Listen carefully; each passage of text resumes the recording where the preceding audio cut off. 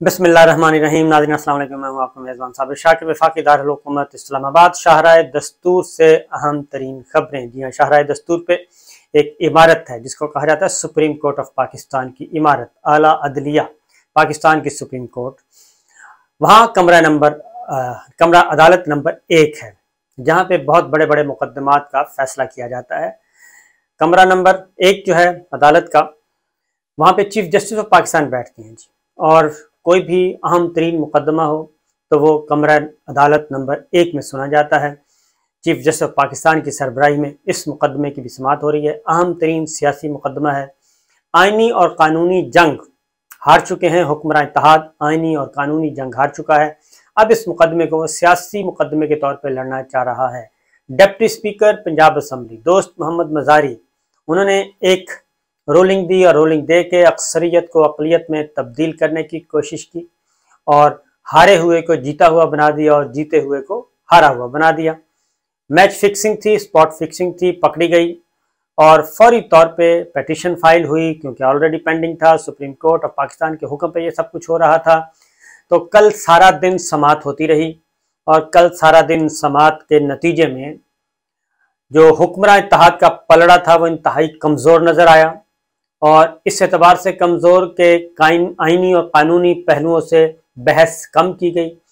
आला अदलिया के सवालों के जवाबात नहीं दिए गए। चीफ जस्टिस ऑफ पाकिस्तान जनाब जस्टिस उमरता बंदयाल साहब ने पूछा सवाल, जवाब नहीं मिला। जस्टिस एजाजुल एहसन साहब ने सवालात पूछे, जवाब नहीं मिले। जस्टिस मुनीब अख्तर साहब ने सवालात पूछे, सवालात के जवाबात नहीं दिए। और हमजा शहबाज के वकील पेश हुए। इरफान कादिर साहब बड़े जारहाना मूड में गए थे और एक दो दफ़ा नहीं बल्कि 2-4 दफ़ा जब उन्होंने जारहाना मूड और बेतौकीरी करने की कोशिश की तो चीफ जस्टिस ऑफ पाकिस्तान जनाब उमरता बंदयाल साहब ने कहा कि अपनी डोमेन में रहें और अपने लिमिट्स में रहें, वरना आपको आपकी नशिस्त पर बिठा दिया जाएगा। और जस्टिस एजाजुल एहसन साहब ने भी कहा कि हम आपको मोहतरम कह रहे हैं और आप बात सुनने के लिए तैयार नहीं हैं। अगर आपको हमारी आवाज़ नहीं पहुंच रही तो फिर पहुंचाई जा सकती है। इस तरीके से डिप्टी स्पीकर के वकील भी मौजूद थे जी उधर, और डिप्टी स्पीकर के वकील के साथ हमजा शहबाज के वकील मौजूद थे और एडवोकेट जनरल थे। फिर बिन बुलाए वफाकी वजीर कानून आजम नज़ीर तारड़ साहब भी गए। उन्होंने भी मुदाखलत करने की कोशिश की, लेकिन सुप्रीम कोर्ट ऑफ पाकिस्तान के चीफ जस्टिस ने कहा कि जनाब आप मुदाखलत ना करें तो ज़्यादा बेहतर है, आप बैठें, आपके वकील बहुत अच्छा लड़ रहे हैं और आप वैसे भी वफाक हैं, वफाक को इससे क्या मसला है, हुकूमत का तो इससे इस मामले में कोई लेना देना नहीं है। इब्तदाई तौर पे जो पहले दिन सारा दिन फुल कोर्ट पे बात होती रही और धमकियां दी गई। सबसे पहले हुक्मरान इत्तेहाद वज़ीर आज़म ऑफिस में जमा हुए और वहाँ पे धमकियां दी गई और यहाँ तक कह दिया गया कि इमरान खान साहब को ठिकाने लगाना पड़ेगा। जी हाँ, ये ANP के मौजूदा सरबराह चश्मा चिराग अमल वली ने ये कहा कि उनको लगाना पड़ेगा, ठिकाने लगाना पड़ेगा। और मरियम सफदर साहबा ने भी काफ़ी सख्त गुफ्तगू की। उनकी ज़्यादा गुफ्तगू धमकियां थी रावलपिंडी अहालियाने पिंडी को उन्होंने ज़्यादा धमकियां दे रहे थे। जजेस को भी दी धमकियां, लेकिन वो कहते हैं कि कहना बेटी को सुनाना बहू को, तो वो ये काम कर रही थी। अदलिया को सुना रही थी लेकिन इनफैक्ट वो फैज़ाबाद के उस पार मैसेज कन्वे करना चाह रही थी। फजलुर रहमान साहब ने भी कोई इसी नौइयत के इजहार ख्याल किया। लेकिन जो असल चीज़ थी वो ये थी कि मुकदमे की समाअत के दौरान ऑनरेबल जजेस ने बार बार सवाल पूछा कि आप ये बताएं कि डिप्टी स्पीकर मजारी साहब जो हैं उन्होंने रूलिंग किस बुनियाद पे दी है और सुप्रीम कोर्ट के किस पहरे का हवाला दिया है जो हमने कोई फैसला दिया है, तो वो पहरा बता दें, वो कौन सा पैराग्राफ है। तो वो पैराग्राफ अभी तक नहीं आया, सारा दिन बहस होती रही, नहीं आ सका। फिर कमरा अदालत में ये भी बात हुई कि जनाब अगर वो जो चौधरी शुजात साहब का ख़त था, वो ख़त तो कमरा तो ऐवान तो बंद हो गया था, असम्बली के दरवाजे बंद कर दिए गए थे, तो डिप्टी स्पीकर की जेब में वो ख़त कैसे पहुंचा और किसने पहुंचाया, उसका जवाब भी नहीं दिया गया।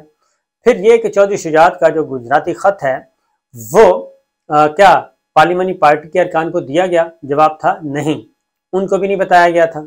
उनको ना ही ज़बानी हिदायत थी ना ही तहरीरी हिदायत थी। तो ये सारे के सारे फिर आर्टिकल 63A उसकी उसमें जाके पूछा गया कि पार्लिमानी पार्टी वो फैसला करती है कि वोट किसको देना है, पार्लिमानी लीडर फैसला करते हैं या फिर पार्टी सदर। इसका भी जवाब नफी में था।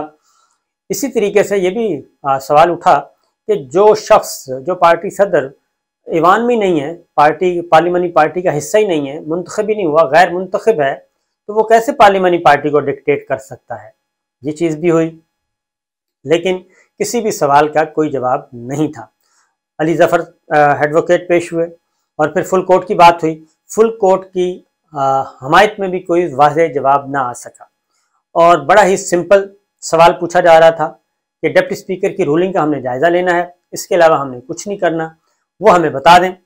और फिर राना सनाउल्लाह साहब ने ब्रेक हुई, जब ब्रेक में धमकी दे दी और धमकी ये दी कि हम बाइकआउट करेंगे कार्रवाई का अगर फुल कोर्ट ना बनाया गया।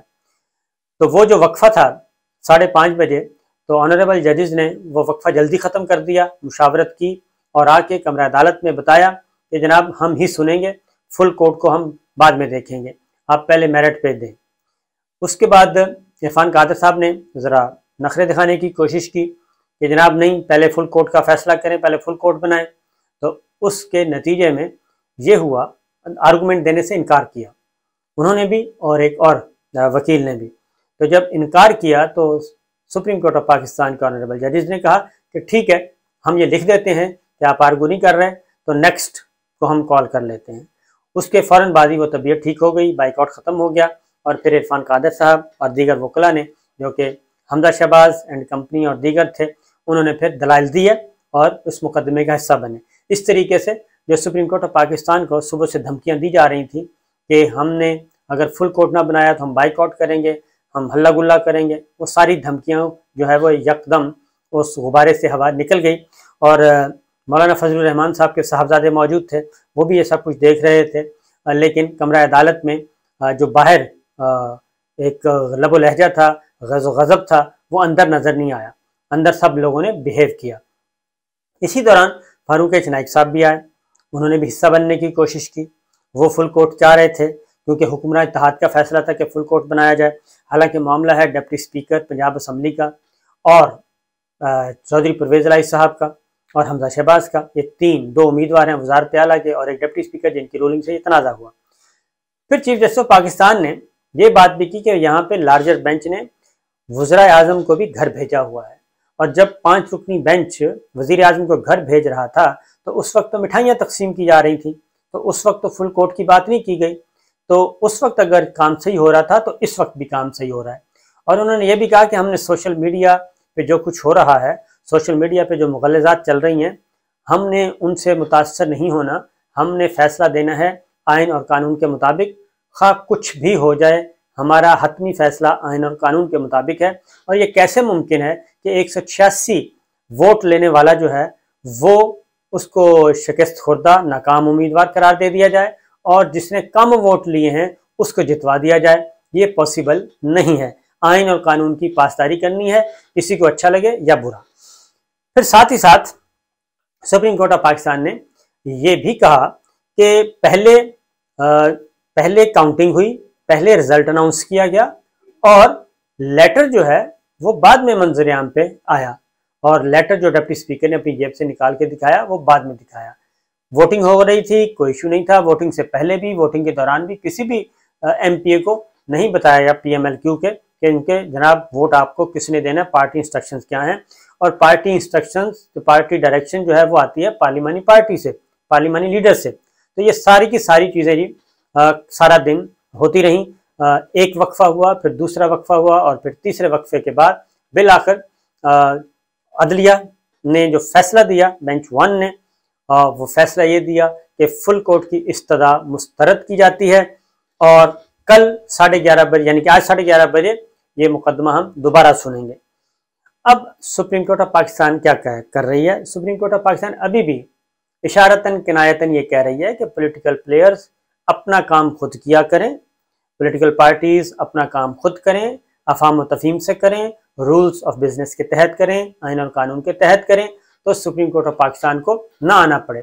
फिर ये भी सुप्रीम कोर्ट ऑफ पाकिस्तान ने वाजे किया कि जब कासिम खान सूरी का मामला हुआ तो हमने उस वक्त अज खुद नोटिस लिया, क्योंकि आर्टिकल 95 की सरीहन खिलाफ वर्जी हुई थी, हमने ये समझा और हमने लिया नोटिस और उसके बाद उनके अहकामात को भी गैर कानूनी करार दिया, गैर आईनी करार दे दिया। तो उस वक्त भी हमारे फैसले पे शादियां नहीं बजाए गए और उस वक्त भी फुल कोर्ट ने मामला नहीं सुना था, लार्जर बेंच ने ही सुना था। तो उस वक्त भी यही बेंच था, यही अदालत थी, यही सब कुछ था। अगर उस वक्त कबूल है तो अब क्यों नहीं कबूल। तो बहरहाल पाकिस्तान तहरीक इंसाफ की तरफ से चौधरी परवेज इलाही के वकील और दीगर जो है उन्होंने सपोर्ट किया जी फुल कोर्ट के बजाय। उन्होंने कहा जी हम आप पे छोड़ते हैं, चीफ जस्टिस ऑफ पाकिस्तान की ये सवाबदीद है, लेकिन ये मैटर इतना इंपॉर्टेंट नहीं है कि इस पे फुल कोर्ट बनाया जाए और फुल कोर्ट की जरूरत नहीं, बाकी अप टू यू, आपकी सवाबदीद है। तो इस बात को माना गया। उसके बाद ये बात भी सामने आई, फिर सोशल मीडिया पे एक कैंपेन इसी दौरान लॉन्च कर दी गई, उसमें भी और जजेस को बुरा भला कहना शुरू कर दिया गया, आला अदलिया के जजेस को। और इसका मतलब यही था कि बस हम हैं भी गलत, लेकिन हमें सही तस्वर किया जाए और हमारा तख्त लाहौर हमें वापस किया जाए। और साथ ही साथ फुल कोर्ट की बात जो हुई, उन्होंने कहा क्योंकि फुल कोर्ट सितंबर से पहले अवेलेबल ही नहीं हो सकता, तो ये भी नहीं हो सकता कि हम सूबे को बेयारो मददगार छोड़ दें या एक गैर आइनी और गैर कानूनी काम करते हुए एक ऐसे वज़ीर आला के सुपुर्द कर दें जो वज़ीर आला है ही नहीं। तो ये सारा दिन ये बहस, ये डिबेट्स होती रही और बिल आखिर जो फैसला आया वो सुप्रीम कोर्ट ऑफ पाकिस्तान ने, मैं समझता हूँ जी कि ये पहला मौका है कि सुप्रीम कोर्ट ऑफ पाकिस्तान ने इतनी हिम्मत का मुजाहरा किया है, रेजिस्टेंस शो की है और मज़ाहमत की है, क्योंकि सुबह ऐसे लग रहा था जैसे सुप्रीम कोर्ट ऑफ पाकिस्तान को ये खा पी जाएंगे, आला अदलिया के जजों का जीना महाल कर देंगे और इनकी धमकियां, फिर कमरा अदालत नंबर 1 जिस तरीके से भर गया था वो सारे का सारा सारे सियासतदान पहुंच गए, जितने भी हुक्मरान इत्तेहाद के लोग थे वो पहुंच गए, उससे पहले प्रेस कॉन्फ्रेंस। तो ये एक अफसोसनाक मनाजिर थे, बजाय इसके कि आइन और कानून की पासदारी की जाए, सब कुछ देखा जाए, उसके मुताबिक चला जाए, लेकिन ऐसा नहीं किया गया। उसकी रीज़न ये है कि ये हकीकत तस्लीम करने के लिए तैयार नहीं है और उधर मरियम बीबी और मौलाना फजलुर रहमान साहब और शहबाज शरीफ साहब वो अपना रोना रो रहे हैं। इस सारे सीन में शहबाज शरीफ साहब कहीं नज़र नहीं आए। जी हाँ, वज़ीर आज़म शहबाज शरीफ और वज़ीर आला ट्रस्टी हमजा शहबाज वो भी कहीं नज़र नहीं आए। और ये बात भी चल रही है कि जनाब मामलात कुछ और भी हैं जो कि गड़बड़ हैं और उन पर पर्दा डालने की भी कोशिश की जा रही है। लेकिन आज 11:30 बजे सुप्रीम कोर्ट का बेंच दोबारा बैठेगा और होपफुली आज फैसला हो जाएगा, और इस दौरान अगर कुछ और ना हुआ तो। इजाज़त दीजिए, अल्लाह हाफिज़।